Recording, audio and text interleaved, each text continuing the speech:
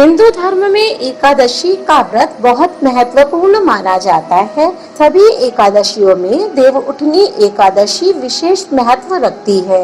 इस दिन श्री हरि 4 माह बाद योग निद्रा से जागते हैं और चातुर्मास की समाप्ति होती है। देवउठनी एकादशी का व्रत करने से मोक्ष की प्राप्ति होती है और जातक मृत्यु के बाद वैकुंठ धाम को जाता है। स्वयं श्री कृष्ण ने भी एकादशी की महत्ता को अर्जुन को बताया था।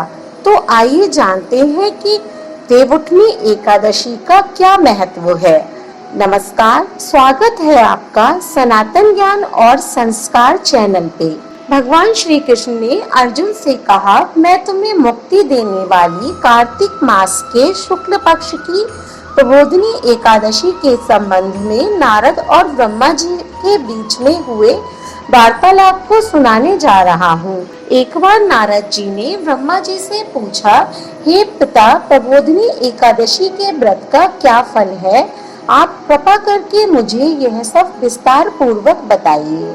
ब्रह्मा जी बोले, हे मुनि श्रेष्ठ, सभी पापों को हरने वाली, पुण्य और मुक्ति देने वाली एकादशी का महत्व मैं तुम्हें सुनाने जा रहा हूँ। मनुष्य को जो फल 1000 अश्वमेध और 100 राजसूय यज्ञों से मिलता है, वही प्रबोधिनी एकादशी से मिलता है। नारद जी कहने लगे, हे पिता, एक समय भोजन करने, रात्रि को भोजन करने तथा सारा दिन उपवास करने से क्या फल मिलता है, सो विस्तार से बताइए। ब्रह्मा जी बोले, हे पुत्र, एक बार भोजन करने से 1 जन्म और रात्रि को भोजन करने से 2 जन्म तथा पूरे दिन उपवास करने से 7 जन्मों के पाप नाश होते हैं। जो वस्तु त्रिलोकी में ना मिल सके और दिखे भी नहीं, वह हरि प्रबोधिनी एकादशी से प्राप्त की जा सकती है। मेरु और मंदराचल के समान भारी पाप भी नष्ट हो जाते हैं तथा अनेक जन्मों में किए हुए पाप समूह क्षण भर में भस्म हो जाते हैं। जैसे रुई के बड़े ढेर को अग्नि की छोटी सी चिंगारी पल भर में भस्म कर देती है। विधि पूर्वक थोड़ा सा पुण्य कर्म बहुत फलदायी होता है, परंतु विधि रहकर अधिक किया जाए तो भी उसका फल कुछ नहीं मिलता। संध्या न करने वाले नास्तिक, वेद निंदक, धर्मशास्त्र को दूषित करने वाले, पाप कर्मों में सदैव रत रहने वाले, धोखा देने वाले ब्राह्मण, शूद्र, परस्त्री गमन करने वाले, ये सब चंडाल के समान है।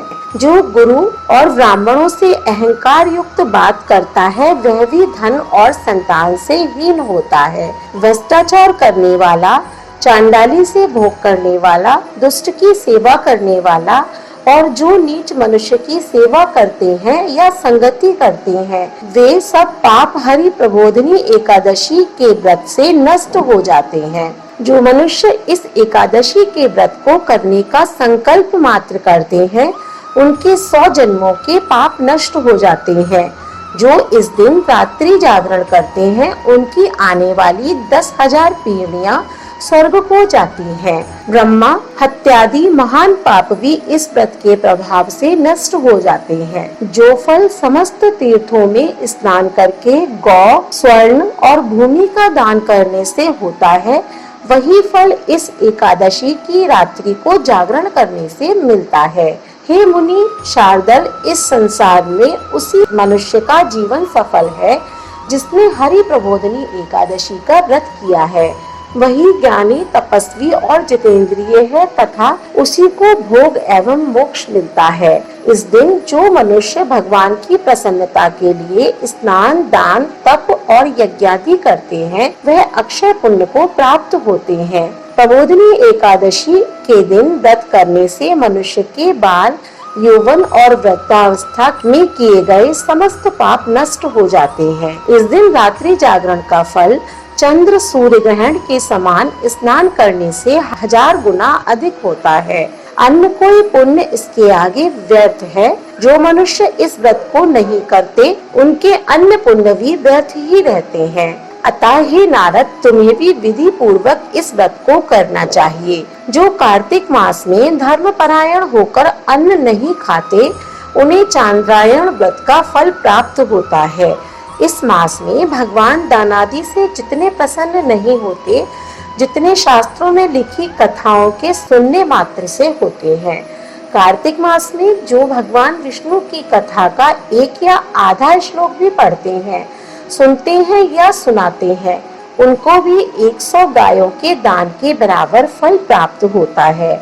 अतः अन्य सब कर्मों को छोड़कर कार्तिक मास में मेरे सम्मुख बैठकर कथा पढ़नी या सुननी चाहिए।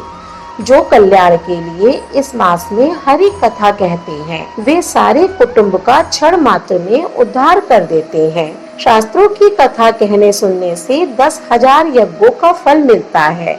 जो नियम पूर्वक हरि कथा सुनते हैं, वे 1000 गौदान का फल प्राप्त करते हैं। विष्णु जी के जागने के समय जो भगवान की कथा सुनते हैं, वे 7 दीपों समेत पृथ्वी के दान करने का फल पाते हैं। कथा सुनकर वाचक को जो मनुष्य सामर्थ्य के अनुसार दक्षिणा देते हैं, उन्हें सनातन लोक मिलता है। ब्रह्मा जी की ये बात सुनकर नारद जी ने कहा कि हे भगवान, इस एकादशी के व्रत की विधि हमसे कहिए और बताइए कि कैसे इस व्रत को करना चाहिए। इस पर ब्रह्मा जी ने कहा, ब्रह्म मुहूर्त में जब 2 घड़ी रात्रि रह जाए, तब उठकर शौचादि से निवृत्त होकर दंत धावन आदि कर नदी, तालाब, कुआं, बावड़ी या घर में ही जैसा संभव हो स्नान आदि करें। फिर भगवान की पूजा कर कथा सुने।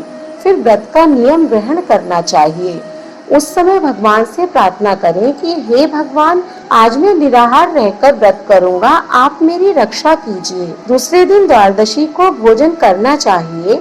तत्पश्चात भक्ति भाव से व्रत करें तथा रात्रि को भगवान के आगे नृत्य गीत आदि कर बहुत से फूलों, फल, अगर, धूप आदि से भगवान का पूजन करना चाहिए। शंख जल से भगवान को अर्घ्य दें। इसका समस्त तीर्थों से करोड़ों गुना फल होता है। जो मनुष्य अगस्त्य के पुण्य से भगवान का पूजन करते हैं, उनके आगे इंद्र भी हाथ जोड़ते हैं। तपस्या करके संतुष्ट होने पर हरि भगवान जो नहीं करते, वह अगस्त्य के पुष्पों से भगवान को अलंकृत करने से करते हैं। जो कार्तिक मास में बिल्व पत्र से भगवान की पूजा करते हैं, वे मुक्ति को प्राप्त होते हैं। कार्तिक मास में तुलसी की पूजा भी विशेष फलदायी होती है। उसके 10,000 जन्मों के पाप नष्ट हो जाते हैं। जो कार्तिक मास में तुलसी का पूजन करते हैं, उन्हें सींचते हैं और रोपते हैं। इस पर नारद जी ने पूछा कि हे प्रभु, मुझे ये भी बताइए कि तुलसी रोपण का क्या महत्व है। इस पर ब्रह्मा जी बोले, हे मुनि, रोपी तुलसी जितनी जड़ों का विस्तार करती है, उतने ही 1000 युग पर्यंत तुलसी रोपण करने वाले सुकृत का विस्तार होता है। जिस मनुष्य की रोपणी की हुई तुलसी जितनी शाखा, प्रशाखा, बीज और फल पृथ्वी में बढ़ते हैं, उसके उतने ही कुल जो बीत गए हैं और होंगे तथा विष्णु लोक में निवास करते हैं। जो कदम्ब के पुष्पों से श्री हरि का पूजन करते हैं, वे भी यमराज को नहीं देखते हैं। जो गुलाब के पुष्पों से भगवान का पूजन करते हैं, उन्हें मुक्ति मिलती है। व्रत की समाप्ति पर विद्वान ब्राह्मणों को भोजन कराएं और दक्षिणा देकर क्षमा याचना करें। इसके पश्चात भोजन, गौ और दक्षिणा देकर गुरु का पूजन करें। ब्राह्मणों को दक्षिणा दें और जो चीज व्रत के आरंभ में छोड़ने का नियम किया था, वह ब्राह्मणों को दें।